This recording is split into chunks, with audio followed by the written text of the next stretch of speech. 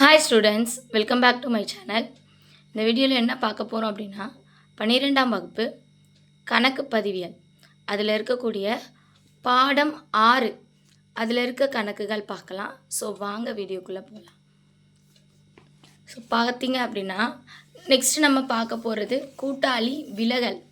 So கூட்டாளி விலகல் அப்படின்னும் போது ஒரு கூட்டாண்மை நிறுவனத்தில் ஒரு கூட்டாளி 4-5 பேர் பார்ட்னராக இருக்காங்க. அதில் ஒருத்தர் மட்டும் அந்த நிறுவனத்தை விட்டு வெளியேறாங்க அப்படின்னா அது பேர் தான் என்னென்னா கூட்டாளி விலகல். ஸோ அந்த மாதிரி விலகல் நம்ம 5வது லெசனில் என்ன பார்த்தோம் அப்படின்னா ஒரு கூட்டாளி புதுசாக சேர்ந்தாங்கன்னா என்ன மாதிரியான கணக்குகள் போட்டோம் அப்படின்றத பார்த்தோம் 5வது பாடத்தில்.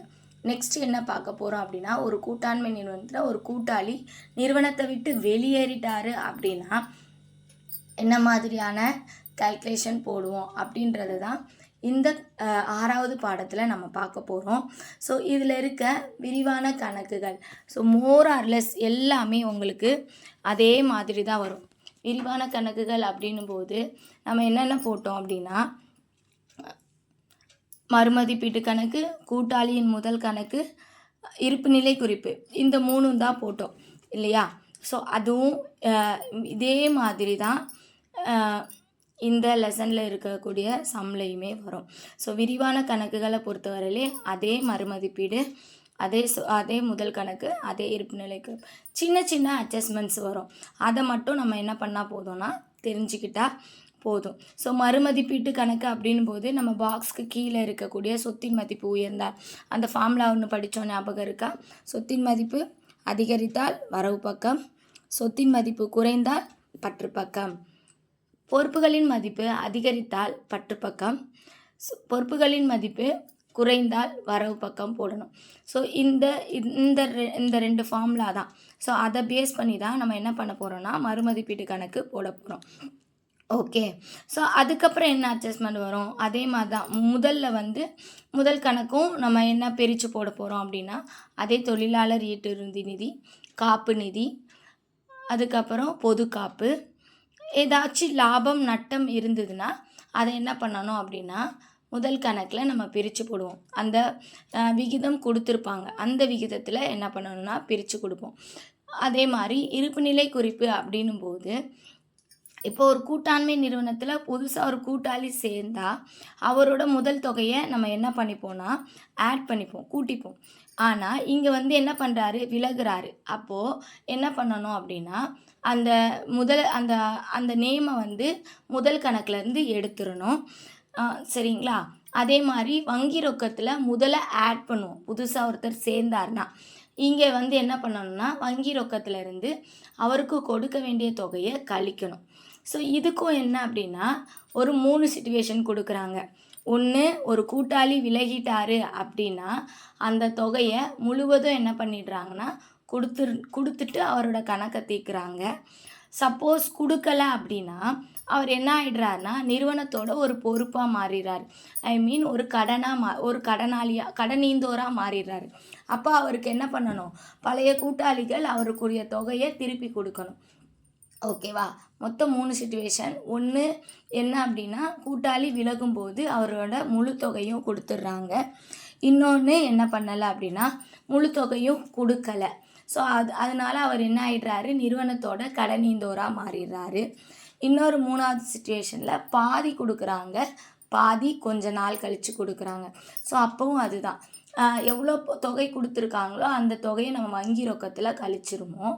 மீதி இருக்கிறத என்ன பண்ணிடுவோம் அப்படின்னா நிறுவனத்தோட கடனாளியாக கணக்கு காமிச்சிருவோம். ஸோ இதை பேஸ் பண்ணி தான் இப்போ இருக்கக்கூடிய விரிவான கணக்குகள் நம்ம பார்க்க போகிறோம். ஸோ பார்த்திங்கன்னா எடுத்துக்காட்டு 17. ஓகே, விரிவான கணக்கு. ஸோ பாருங்கள் என்ன கொடுத்துருக்காங்கன்றதை பார்க்கலாம். சார்லஸ், முத்து, சேகர் என்ற கூட்டாளிகள் 3:4:2 என்ற விகிதத்தில் லாபங்களை பகிர்ந்து கொண்டனர். 2018 டிசம்பர் 4 இருப்புநிலை குறிப்பு கொடுத்துருக்காங்க. ஓகே, சார்லஸ், முத்து, சேகர் அவங்களுக்குரியது கொடுத்துருக்காங்க.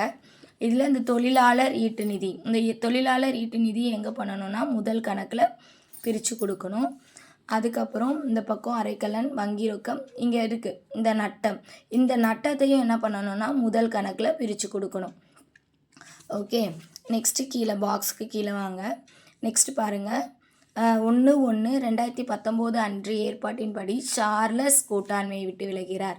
யார் விலகுறாங்க? சார்லஸ். அப்போ முதல் கூட்டாளி விலகுறாரு. அப்போ முதல் கூட்டாளியோட பங்கு என்ன? இந்த 3. இந்த 3க்குரிய கூட்டாளி என்ன பண்ணுறாருனா நிறுவனத்தை விட்டு விலகுறாரு. நம்ம இதை தான் பார்த்துக்க போகிறோம். அடுத்து சரக்கிருப்பு மதிப்பு 10% அதிகரிக்க வேண்டும். ஸோ சரக்கிருப்பு இது இது எங்கே வரும் அப்படின்னா நமக்கு மறுமதிப்பு சொத்தின் மதிப்பு அதிகரிக்குது. அப்போ எங்கே வரும்? வரவு பக்கம். ஸோ பாருங்கள், சரக்கிருப்பு அப்படின்ட்டு சரக்கிருப்பு 40,000 இருக்குது, 10% அதிகரிக்கிறாங்க. 40,000ல் 10% 4,000 ரூபாய் போட்டிருக்காங்க. நெக்ஸ்ட்டு பாருங்கள், அரைக்கலன் மீது தேய்மானம் நீக்கப்பட வேண்டும். தேய்மானம் அப்படின் போது நம்ம சொத்தின் மதிப்பு குறையும். அப்போ குறைஞ்சால் அது வரவு பக்கம், பற்று பக்கம். ஓகே, ஸோ பாருங்கள், அரைக்கலன் 20,000 இருக்குது, 20,000ல் பாதி 20,000ல் 5% போட்டோன்னா 1,000 ரூபாய் வரும். அடுத்தது பாருங்கள், வாராக்கடன் மீது 1,000 ரூபாய் ஒதுக்கு உருவாக்க வேண்டும். ஸோ இதுவும் என்னது? நம்ம சொத்தின் மதிப்பு குறைக்கப்படுறது தான். ஸோ வாராக்கடன் ஒதுக்கு அப்படின்னு சொல்லி 1,000 ரூபாய் போட்டுடணும். நெக்ஸ்ட்டு கொடுபடா பழுதுபார்ப்பு செலவு இன்னும் பதியப்படவில்லை. ஸோ இது கொடுபடாததுன்னா நமக்கு பொறுப்பு. ஸோ பொறுப்பின் மதிப்பு அதிகரிக்குது.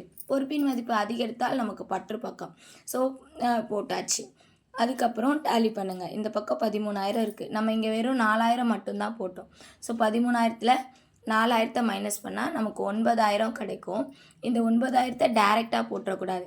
ஸோ பற்று பக்கம் வந்தால் நமக்கு லாபம், வரவு பக்கம் வந்தால் நமக்கு நட்டம். ஸோ அப்போ மறுமதிப்பீட்டு நட்டம் போட்டு இங்கே இருக்குது இல்லையா அந்த ரேஷியோ 3:4:2 இந்த விகிதத்தில் என்ன பண்ணணும்னா பிரிக்கணும். பிரித்து போட்டுடணும். இந்த 9,000 போட்டுடணும். நெக்ஸ்ட் நம்ம போட போகிறது முதல் கணக்கு. ஸோ இந்த முதல் கணக்கு அப்படின்னும்போது பாருங்கள், முதல் கணக்கில் எப்பயும் போல் அந்த இருப்பு கீக்கோ அப்படின்றது வந்து அந்த பாக்ஸ்குள்ளே இருக்கக்கூடிய 3 கூட்டாளிகளோட முதல் கணக்கு. ஸோ பாருங்கள், 30,000, 40,000, 20,000 இருக்கா? அதை நம்ம என்ன பண்ணணும்னா இருப்பு கீக்கோ அப்படின்னு சொல்லி போட்டுடணும். 30,000, 40,000, 20,000. நான் பாக்ஸ்குள்ளே இருக்கிறதே சொன்னேன், தொழிலாளர் ஈட்டு நிதியை பிரித்து கொடுக்கணும். அதாவது இருப்புநிலை குறிப்பில் பொறுப்புகள் பக்கம் வர்றது நமக்கு முதல் கணக்கில் வரவுகள் பக்கம் வரும். ஸோ அப்போ தொழிலாளர் ஈட்டு நிதி எங்கே இருக்குது அப்படின்னா பொறுப்புகள் பக்கம் இருக்குது. ஸோ அந்த பொறுப்புகளையும் என்ன பண்ணணும்னா 3:4:2 என்ற விகிதத்தில் பிரித்து போட்டுடணும்.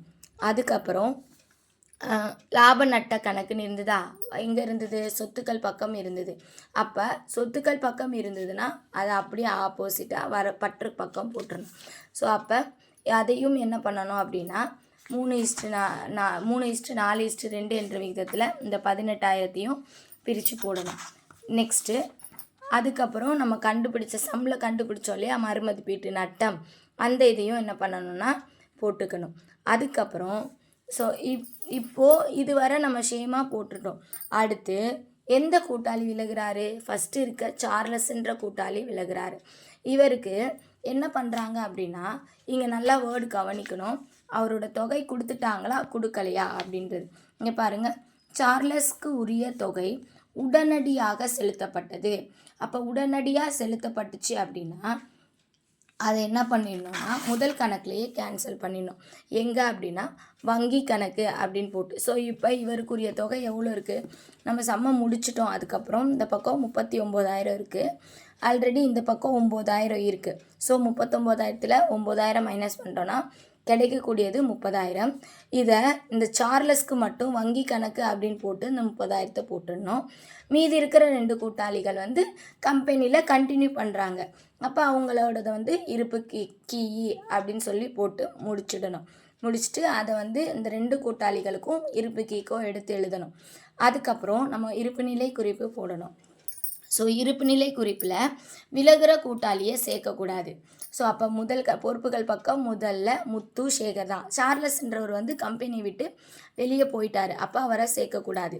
40,000 இங்கே நம்ம கண்டுபிடிச்சோம் இல்லையா, 40,000, 20,000 அந்த தொகையை தான் எடுத்து எழுதணும். அதுக்கப்புறம் சம்மில் ஆல்ரெடி பற்பல கடனீந்தோர் 33,000 இருக்குது. ஸோ அதை எடுத்து போட்டுக்கணும். அதுக்கப்புறம் நம்ம மறுமதிப்பீட்டில் போட்டோம் இல்லையா, கொடுப்பட வேண்டிய பழுதுபார்ப்பு செலவு 11,000 அதை போடணும். நெக்ஸ்ட்டு அரைக்கலன்னா தேய்மானம் கண்டுபிடிச்சோம், 1000 ரூபாய் கழித்து அவுட்டர் காலம் போட்டுடணும். சரக்கிருப்பு கூட்டுக மதிப்பேற்றம் 4000 ரூபாய் மதிப்பேற்றம் பண்ணோம் இல்லையா, அதை கூட்டி அவுட்டர் காலம். அடுத்து கடனாளிகள் வாராக்கடன் கழிச்சிடணும், கழிச்சு அவுட்டர் காலம். வங்கி ரொக்கம், ஸோ இந்த வங்கி ரொக்கம் 42,000 இருக்குது. அதில் கழிக்க சார்லஸ்க்கு செலுத்தியது, அவருக்கு எவ்வளோ செலுத்தணும், 30,000 செலுத்தணும் இல்லையா, அந்த 30,000 கழிச்சிட்டு அவுட்டர் காலம் போட்டணும். இதை எப்படி போட்டோம் அப்படின்னா நமக்கு ஈஸியாக வந்துடும். ஸோ இந்த ஒரு வேர்டு தான். ஸோ அதே தான் கூட்டாளிகள் சேர்க்கும் போதும் விலகும் போதும் நம்ம ஃபாலோ பண்ணக்கூடியது அதே 3 கணக்கு தான். கூட்டாளிகளின் மறுமதிப்பீட்டு கணக்கு, அடுத்து கூட்டாளிகளின் முதல் கணக்கு, கூட்டாளிகளின் இருப்புநிலை குறிப்பு. So hope you all understand. Thank you for watching. Keep supporting. Subscribe my channel and like and share your friends. Those who are having accounts. So யாராச்சும் உங்கள் ஃப்ரெண்ட்ஸுக்கும் இதை ஷேர் பண்ணுங்கள். யாரும் உங்கள் ஃப்ரெண்டு வந்து அக்கௌண்ட்ஸ் குரூப் எடுத்திருக்காங்க அப்படின்னா உங்களுக்கு ஹெல்ப்பாக இல்லைனாலும் அவங்களுக்கு ஹெல்ப்பாக இருக்கும். ஸோ தேங்க்யூ ஃபார் வாட்சிங். தேங்க்யூ.